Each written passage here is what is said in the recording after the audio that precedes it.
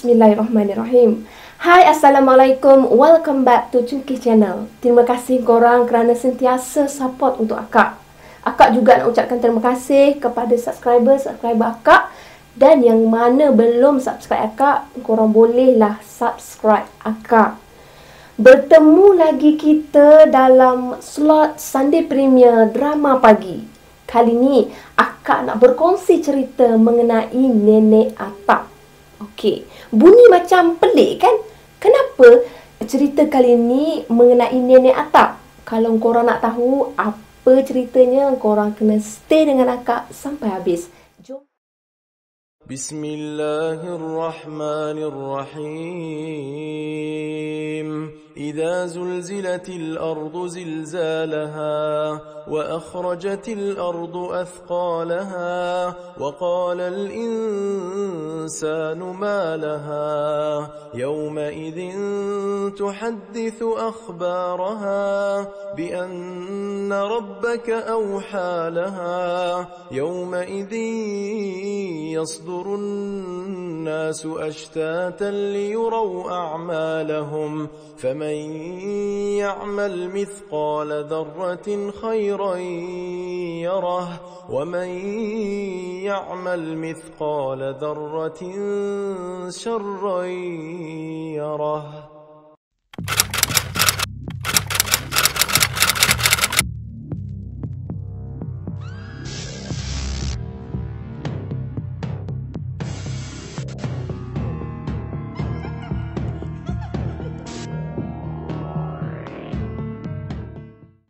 Sebenarnya, kisah ni diceritakan oleh seseorang yang dikenali sebagai Tok Moh kepada Samad. Jadi, Tok Moh dan Samad ni, dia ni rakan karib lebih kurang. Walaupun usia mereka ni agak berbeza, tapi Samad ni selalu menemani Tok Moh ni. Sebab Tok Moh ni dia tinggal bersendirian. Jadi suatu hari tu Tok Moh ni dalam bulan Ramadan tau, dia ajak Samad untuk berbuka puasa bersama-sama dengan dia, teman dia. Macam biasalah, tak puasa pun memang Samad ni selalu bertandang ke rumah Tok Moh. Jadi pada waktu hari tersebutlah Tok Moh pun dah habis berbuka puasa apa semua, sambil-sambil duduk tu kan, santai-santai. Tok Moh pun bagi tahu dekat Samad, Samad, kau nak dengar cerita tak? Hari ni aku nak cerita dekat kau kisah seram. Jadi Samad pun cakap, biar betul Tok Moh, bulan-bulan puasa macam ni. Tok Moh, tak apalah Tok Moh, saya layan lah. Saya mana pernah tak layan cerita daripada Tok Moh. Jadi Tok Moh pun sambung lagi cerita.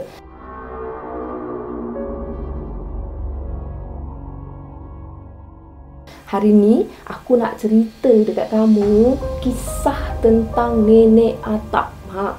Kamu kalau dengar nama Nenek Atap ni, kamu mesti rasa pelik kan? Kenapa nama Nenek Atap? Apa kaitan nenek dengan atap pula? Macam tu. Jadi Samad pun cakap, Tok Moh ni macam pandai-pandai, jangan tahu je. Saya ni memang nak tanya juga tu, apa berkaitan Nenek Atap ni pula? Kenapa nama dia Nenek Atap? Okey, sebenarnya macam ni. Dalam sebuah kampung di era tahun 70-an.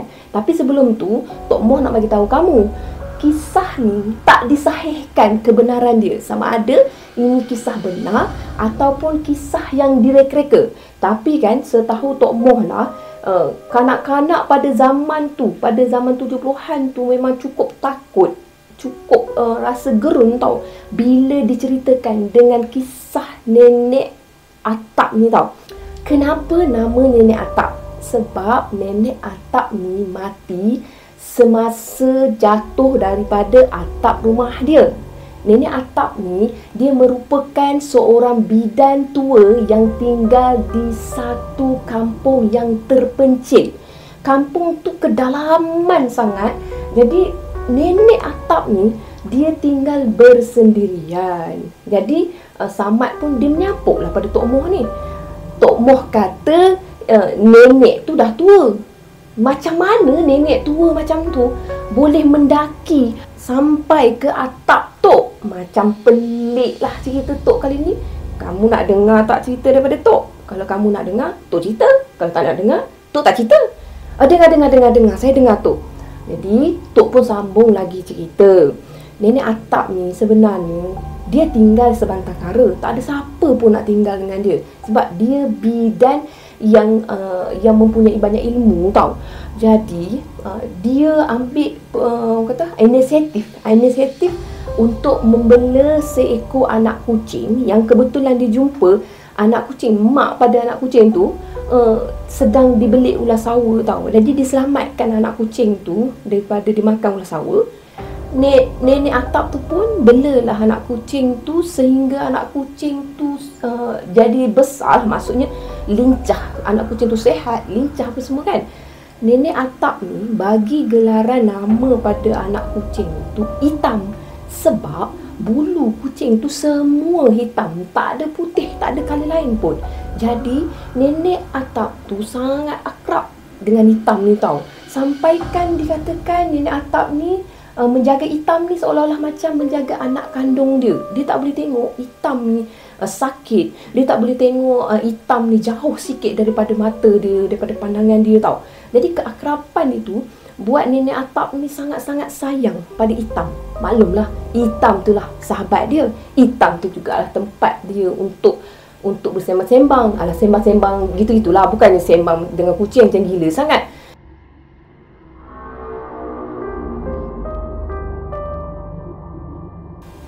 Nak dijadikan cerita, satu hari tu Nenek Atap ni terdengar bunyi Hitam ni berada di atas bumbung dalam keadaan menderam macam tu. Lepas tu mengiau-ngiau dalam keadaan yang gelisah tau. Jadi Nenek Atap ni merasakan tak sedap hati. Dia rasakan macam seolah-olah Hitam dia ni sedang berlawan dengan sesuatu. Jadi Nenek Atap ni duduk dekat bawah dalam keadaan yang risau, memanggil-manggil nama Hitam, suruh Hitam tu turun. Tapi Hitam tak bagi respon. Jadi Nenek Atap ni pun cuba untuk memanjat bumbung rumah dia. Bila dia panjat bumbung rumah dia, disebabkan tubuh dia yang kecil, ringan, jadi dia sampai ke atas bumbung tau. Bila dia usaha nak panjat rumah tu tau. Lepas tu bila sampai atas bumbung dia, dia pun memijak bahagian atap. Bahagian atap rumah Nenek Atap ni diperbuat daripada bata warna merah. Macam tu lah, orang kata bata warna merah yang disusun kata menjadikan atap macam tu. Jadi masa dia pijak tu berbunyi prak. Lepas tu dia nampak Hitam tu memang sedang orang kata bertembung atau bukan berlawan, tapi Hitam tu sedang bertembung dengan seekor ular tedung yang dah mengangkat kepala, seolah-olah macam nak mematuk pada Hitam ni. Jadi Nenek Atap ni pun dia kerisauan. Dia memanggil-manggil Hitam. Hitam, kau jangan pergi depan Hitam. Hitam, kau berundur macam tu. Hitam, kau jangan terus ke depan. Kau berundur, datang sini, mai sini. Tapi Hitam ni dia tak pedulikan dah kata tuan dia ni. Dia dah tak orang kata tak bagi respon pada kata-kata Nenek Atap ni. Yang dia tahu dia nak melawan dengan ular yang tak orang kata sehebat dia. Maksudnya ular tu bila masa je boleh patuk dia kan. Nenek Atap ni dia rasa macam dah susah hati sangat. Dia pun mengatur langkah dia untuk pergi dekat dengan kucing dia tu tau. Dekat dengan Hitam tu, dia nak selamatkan Hitam. Dia sendiri pun pergi ke situ tanpa sebarang senjata. Dia beranikan diri dia untuk berlawan dengan ular berbisa tu tau. Tapi kan semasa dia melangkah demi langkah, tiba-tiba prak, bunyi bata tu, atap tu yang rapuh. Kebetulan masa tu memang atap tu pecah dan Nenek Atap tergelunsur jatuh ke tanah. Masa dia jatuh ke tanah, muka Nenek Atap ni tersembam pada bahagian tanah. Jadi muka dia memang cedera teruk. Memang kepala dia berdarah, muka dia pun cedera teruk masa tu. Jadi masa tu Nenek Atap memanggil-manggil lagi nama Hitam. Hitam, kau kat mana Hitam? Kau kat mana Hitam? Memanggil-manggil nama Hitam sehinggalah di akhir nafas dia masih lagi memanggil-manggil nama Hitam. Maksudnya dia menghabiskan nyawa dia dengan memanggil kucing belaan kesayangan dia tu. Jadi selepas kejadian tu, dikatakan nenek Atap ni mula mengganggu penduduk kampung dia lah. Diganggu penduduk kampung terpencil tu. Jadi lebih kurang 100 hari. Setiap hari dalam masa 100 hari kematian nenek Atap ni, dia akan pergi ke rumah-rumah yang terletak di kampung terpencil tu untuk mencari hitam. Ada kalanya bukan dengan memanggil-manggil kosong je tau. Dia akan cuba mengopak atap rumah orang yang pergi. Mana atap rumah yang dia pergi tu, dia cuba mengopak, membuka atap tu. Lepas tu dia menunjukkan muka dia, kepala dia macam ni lah, macam mengintai ke dalam rumah tu. Lepas tu dalam keadaan muka dia yang renyuk, wajah dia yang cedera, sementara rambut dia yang kusut masai, macam tu. Jadinya kalau kamu nak tahu Samad, kisah ni Tok dengar pun Tok rasa meremang tau. Apa yang kamu rasa sekarang? Tanya Tok kepada Samad. Habis Samad ni dia dah khusyuk kan. Dia khusyuk, dia cakap, Tok, apa yang nenek Atap tu cakap dekat dia orang tu? Lepas tu Tok pun cakap lah. Cakap apa? Apa yang dia cakap? Aku cakap apa? Macam tu Tok pula tanya dengan Samad. Samad cakap, yelah, tadi kan Tok cakap nenek Atap tu buka atap rumah orang tu. Lepas tu dia cakap apa dengan orang tu? Apa jadi ke orang tu? Macam tu. Oh, pasal tu. Jadinya sekarang ni, bila dia dah buka atap rumah orang tu, dia pun tanyalah, kat mana Hitam? Hitam, kat mana kau Hitam? Kau kat mana Hitam? Hitam kat mana? Macam tu. Jadi macam tu lah. Sebab itulah orang-orang tua zaman dulu suka momokkan anak-anak kecil ni dengan cerita pasal nenek Atap. Bila anak-anak kecil ni tak nak tidur, maknanya nak tidur lambat, tak nak tidur awal, dia akan momokkan dengan bercerita kisah nenek Atap ni. Jadi confirm lah anak-anak kecil tu akan pergi tidur, dan akan tidur awal lah untuk hari-hari yang seterusnya. Macam tu lah lebih kurangnya. Lepas tu Samad pun tanya pada Tok Moh, betul ke cerita ni Tok Moh? Tok Moh pernah tengok tak macam mana rupa nenek Atap? Jadi Tok Moh pun jawab, cerita ni kesahihan dia kan, aku cakap tadi tak dapat nak dipastikan. Lagi satu, beranilah nenek Atap tu datang jumpa aku sekeh dia. Tok Moh ni dengan belagaknya jawab macam tu. Dalam keadaan terketa-keta, Samad pun bagi tahu dekat Tok Moh macam mana rupa dia agaknya Tok Moh kan. Jadi Tok Moh pun jawab, entahlah, aku tak pernah jumpa pun, manalah aku tahu, tapi mesti buruk kan. Macam tu jawab Tok Moh. Jadi Samad ni pun dia mula berfikir dalam fikiran dia tau. Dia fikir macam mana agaknya Samad ni nak balik. Sebab motor Samad ni lampu dah lah sekejap nyala, sekejap tak. Maklumlah motor lama. Lepas tu pula persekitaran rumah Tok Moh ni penuh dengan semak samun, gelap gelita. Alamak, memang Tok Moh ni bercerita tak kena masa lah dalam hati Samad. Tak berani dia nak cakap kat Tok Moh macam tu tau. Jadi Tok Moh ni perasan wajah dia pucat kelesuan. Jadi Tok Moh tanyalah, kenapa muka kamu ni tiba-tiba pucat ni Samad? Kamu takut macam tu. Jadi Samad pun dia mempertahankan ego dia, seolah-olah dia berani. Dia cakap, mana ada takut Tok Moh, ni kan bulan puasa, mana ada hantu macam ni Tok Moh. Yakinnya Samad ni memotivasikan diri dia untuk berani tau. Tapi Tok Moh ni pun jawab, bulan puasa ni yang diikat cuma syaitan dengan iblis je.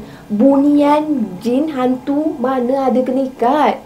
Tok Moh ni terus-terus juga cuba untuk menakutkan Samad ni. Maksudnya dia macam saja je nak buat Samad ni macam takut-takut macam tu kan. Biasalah orang tua suka nyakat orang muda kan.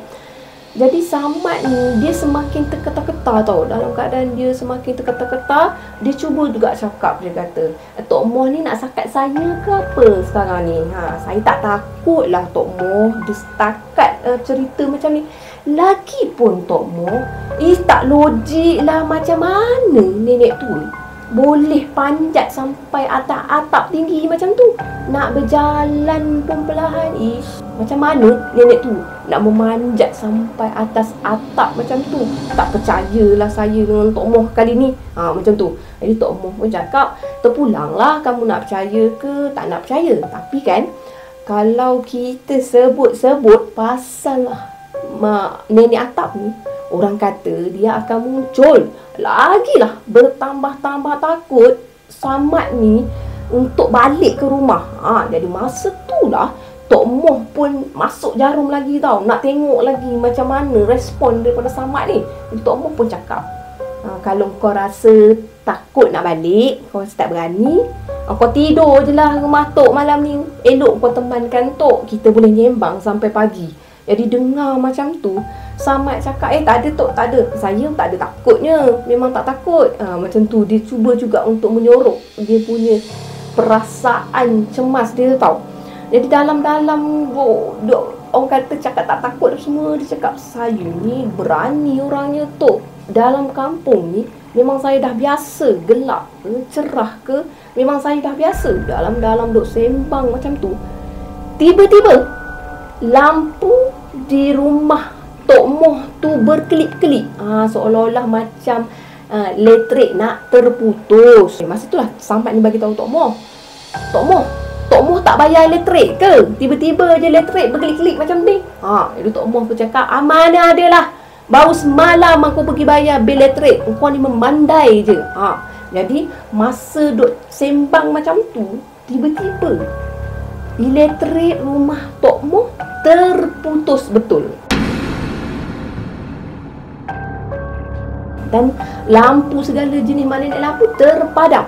Gelap gelita lah rumah Tok Moh, disinari dengan cahaya bulan malam tu tau. Kebetulan bulan cerah.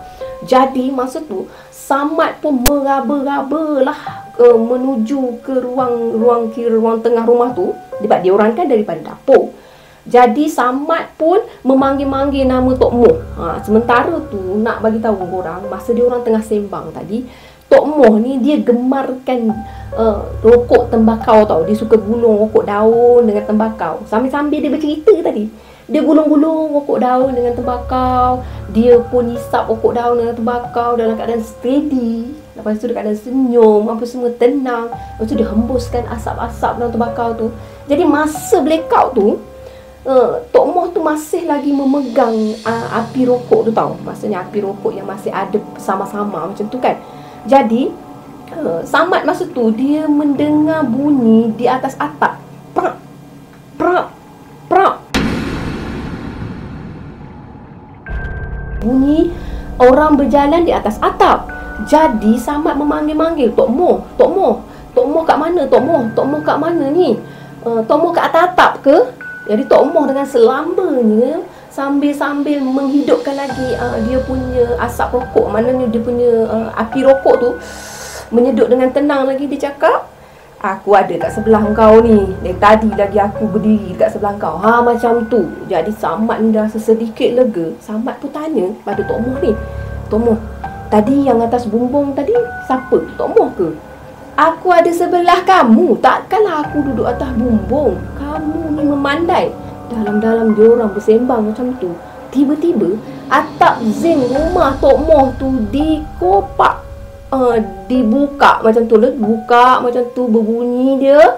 Lepas tu terjongol kepala nenek atap tau. Masa tu memandang dengan wajah yang menyeramkan ke arah Tok Moh dengan Samad ni. dalam keadaan sama-sama sebenarnya mereka berdua ni tak nampak dengan jelas pun atap tu, bunyi atap tu entah memang angin nak terbuka ke malam tu, tapi itulah perasaan diorang bila dah bercerita pasal ni, mulalah diingatkan tu nenek atap. Jadi apa lagi, Tok Moh pun cakap, "Mak, nenek atap cabut!" Tok Moh pun tak fikir panjang, dia buka langkah 1000, dia pun lari tinggalkan rumah dia sendiri. Masa tu gedegang bunyi pintu, dia hempaskan pintu, terus dia menghilang. Lepas tu Samad menggigil-gigil duduk kat situ. Tok Moh kat mana ni Tok Moh? Sampai hati Tok Moh tinggalkan saya berdiri kat sini Tok Moh. Sementara tu atap tu terus berbunyi tau dekat bahagian atas tu, dan semakin berbunyi sampai kan Samad mengeluarkan sejenis cahaya yang panas. Korang boleh bayang tak apa bendanya mengalir dekat kaki dia? Faham lah korang. Masa tu dia dah terlampau takut, air mata dia pun dah bercucuran. Sampai hati Tok Moh tinggalkan saya kat sini sorang-sorang. Sampai hatinya lah Tok Moh bila datang gedegang pada Samad ni, Samad pun tak payah cakap panjang semua, terus Samad pun lari tinggalkan rumah Tok Moh. Jadi ceritanya akak baca sampai setakat ni saja. Kalau korang nak tahu, cerita ni akak baca daripada seseorang yang bernama Saidi Nur Azam. Akak suka sangat dengan hasil penulisan dia. Jadi akak pun sampaikanlah kepada korang semua mengikut apa yang akak faham. Kalau diikutkan cerita-cerita Muhammad Saidi Nur Azam ni agak puitis, jadi akak sampaikan dalam bentuk versi akak. Setakat ni aja cerita mengenai nenek atap dan pesanan akak untuk semua. Sebenarnya kita boleh momok-momokkan anak-anak kecil kita, tapi jangan terlampau memomokkan dengan perkara yang agak berat macam ni, supaya keyakinan anak-anak kita tu takkan down. Macam itulah pendapat akak kalau akak lah. Jadi cukup sekadar kita ingatkan dia dalam bentuk yang agak ringan lah pada pendapat akak. Jadi yang mana baik korang jadikan tauladan, yang mana buruk sama-sama kita jadikan sempadan. Sekian saja cerita akak untuk hari ini. Bye korang. Assalamualaikum. Jangan lupa share cerita tahu dengan akak. Bye.